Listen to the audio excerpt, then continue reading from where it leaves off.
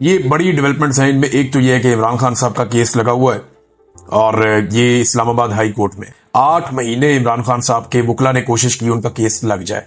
ये एक्चुअली एक केस नहीं है, 2 केसेस हैं इमरान खान साहब के, जो दोनों ही नहीं लगने दिए जा रहे और दोनों में टेक्निकली इमरान खान साहब को परेशान किया जा रहा है। एक तो अलकादर यूनिवर्सिटी वाला केस है जिसमें इमरान खान साहब के खिलाफ फैसला दिया गया था, क्योंकि अडियाला जेल में जो भी अदालत लगती है, जो भी जज आता है, उसको मजबूर किया जाता है कि वो इमरान खान के खिलाफ फैसला दे। तो वो पहले भी फैसले खिलाफ आते रहे, अब भी आइंदा खिलाफ ही आएंगे ऐसा लगता है। बहरहाल इमरान खान साहब के खिलाफ जो अलकादर यूनिवर्सिटी वाला केस आया था वो उसमें जमानत करवाना चाह रहे थे, क्योंकि उसी एक केस में इमरान खान साहब गुज़िश्ता कई महीनों से गिरफ्तार है। अगर वो जमानत हो जाती तो 8 महीने तक उसको लटकाया गया मामले को, और 8 महीने तक लटकाने के बाद पीटीआई ने बहुत कोशिश की, उनके वकला ने बहुत कोशिश की, तो अब आज के दिन में वो केस लगा हुआ है। आज के दिन तक इमरान खान साहब की जो गिरफ्तारी है जेल के अंदर वो सिर्फ एक मुकदमे में है और वो यही मुकदमा है।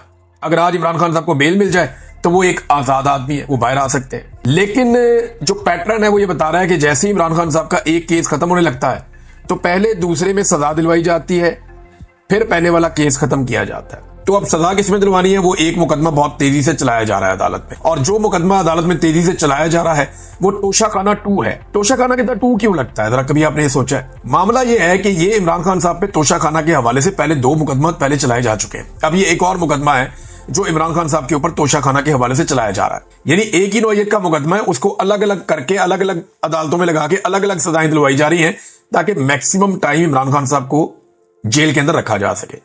इमरान खान साहब ने इसमें भी एक अपील दायर की हुई है कि जनाब ये रोका जाए ट्रायल, और ये ट्रायल नहीं हो सकता। बरियत की इमरान खान साहब ने दरखास्त दी हुई है, लेकिन वो भी केस नहीं लग रहा। अच्छा, वो केस ना लगने के पीछे भी एक लंबी कहानी है जो काफी अरसे से चल रही है। जरा थोड़ा सा आपको उसके बारे में बता देता हूं। साकिब बशीर साहब ने उसको बड़ा अच्छे तरीके से एलेबोरेट किया है।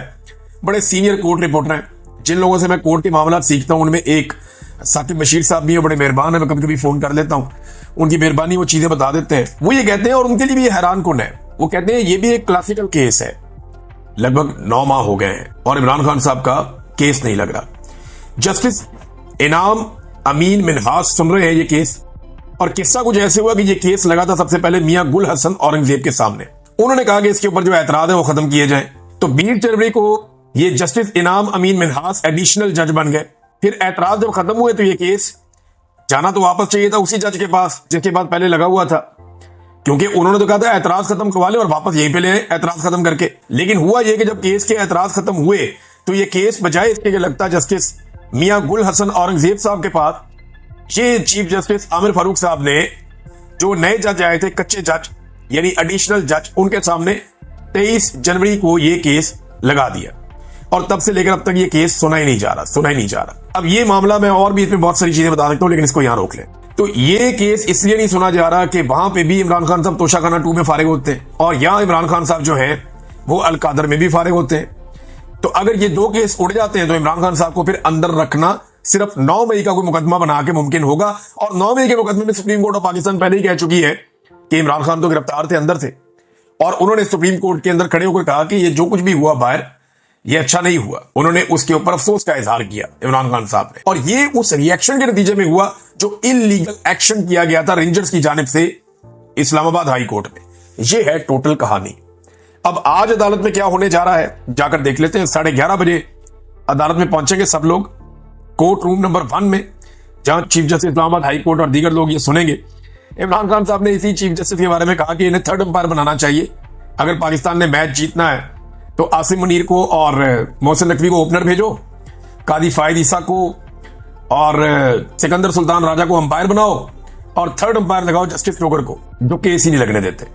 भारत देखते हैं इमरान खान साहब की अपील में आज अदालत में क्या होता है। बड़ी तादाद में पाकिस्तान तहरीक इंसाफ के अरकान असम्बली वहां पहुंचे, इसका बंदोबस्त किया जा रहा है। देखते हैं कौन पहुंचता है कौन नहीं पहुंचता। पाकिस्तान तहरीक इंसाफ के बानी चेयरमैन इमरान खान साहब और साबिक वज़ीर आज़म का जो स्टेटमेंट है अडियाला जेल से, वो मैं आपको बताता हूं। आज पाकिस्तान की तारीख का बहुत इंपॉर्टेंट दिन है। इमरान खान साहब का स्टेटमेंट जो जारी किया गया है उसमें यह है कि इय्याका नअबुदु व इय्याका नस्तईन, सबसे पहले तो आपने घबराना नहीं है। मैं सारी उम्र भी जेल में गुजारने के लिए तैयार हूं, लेकिन वक्त के यजीद के आगे कभी नहीं झुकूंगा। लेनी मुसद्दिक मलिक साहब की ख्वाहिश पूरी हो गई। इमरान खान साहब ने वक्त का यजीद जो लफ्ज है वो भी इस्तेमाल कर दिया। कल उन्होंने कहा था कि यजीद और फिरौन का लफ्ज क्यों इस्तेमाल नहीं किया और जनरल डायर का लफ्ज क्यों इस्तेमाल किया, तो ये आ गया। फिर इमरान खान साहब कहते हैं जी अल्लाह अल हक है, वो हक सच का खुदा है और सब्र करने वालों के साथ है। हम सब इस मुल्क की हकीकी आजादी के लिए कुर्बानी दे रहे हैं। आपने सब्र करना है और मेरे साथ मिलकर जुल्म का मुकाबला करना है। डी चौक में दौरे हाजिर के जनरल डायर ने कौम को अपना गुलाम गर्दानते हुए निहत्ते और पुरअमन शहरियों पर बिला इश्तियाल गोलियां चलवाई। हम इस वाकये को कभी भी नहीं भूलने देंगे और अपने वर्कर्स और शोहदा को इंसाफ दिलाएंगे। लहरी खान साहब ने फिर कह दिया जनरल डायर, और उन्होंने कहा जी डी चौक के अंदर उसी तरह का सानिया किया गया जैसा जलियांवाला बाग में जनरल डायर ने किया था।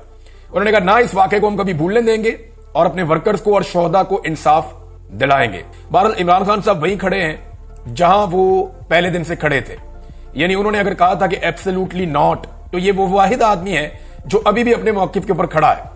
वरना लोग अपना मौकिफ बदल लेते हैं, गिरफ्तार होने के बाद लोग अपना मौकिफ बदल लेते हैं। पिछले दिनों किसी ने कहा कि नवाज शरीफ भी बहुत जिद्दी है और इमरान खान भी बहुत जिद्दी है, तो बिल्कुल ये बात ठीक है कि इमरान खान अपने उसूल के ऊपर खड़ा रहने के लिए जिद कर रहा है कि मैं अपना उसूल नहीं तोड़ूंगा, अपने मौकिफ से पीछे नहीं हटूंगा। और नवाज शरीफ ने हमेशा गिरफ्तार होते ही डील की जिद की है, और इतनी जिद की डील की कि नवाज शरीफ को हर मर्तबा डील मिल गई है। कभी अमेरिका ने डील लेकर दी, कभी सऊदिया ने डील लेकर दी, कभी किसी और अरबी मुल्क ने डील लेकर दी, कभी पाकिस्तान के अंदर एस्टेब्लिशमेंट में मौजूद लोगों ने डील लेकर दी।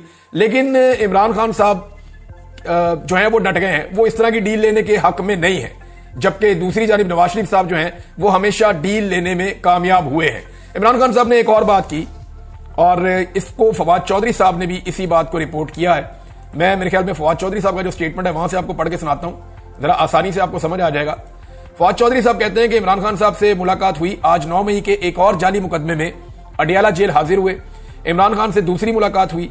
शाह महमूद कुरैशी से भी एक तवील अरसे बाद मुलाकात हुई। इमरान खान, शाह महमूद कुरैशी और मैं तवील अरसे बाद सियासी मुशावरत कर सके। इमरान खान और शाह महमूद के जवान हौसलों से नया वलवला मिलता है। इमरान खान का पैगाम एक ही है कि 500 छोड़ 500 साल जो है वो जेल में रखो। आप अंदाजा करें कि नवाज शरीफ कभी भी ऐसे जेल में रह ही नहीं सके। नवाज शरीफ के वो जेल वाले कमरे में आपको दिखाऊंगा तो आधे से ज्यादा पाकिस्तान दरखास्तें डाल देगा कि हमें यहां पे बंद कर दो। जितनी सहूलियात नवाज शरीफ के पास थी, पाकिस्तान के हालात भी ऐसी है ना, गुर्बत है, बेरोजगारी है, लोग खुदकुशियां कर रहे हैं, किसान है वो तबाह कर दिया है। मैं अगले वीलॉग में आपको कुछ ऐसे हकायक बताने जाऊंगा कि हुकूमत का सारा बयानिया जमीन बोस हो जाएगा। मैं आपको बताऊंगा कि इन्होंने मईशत को कैसे तबाह किया है और आदादो शुमार के साथ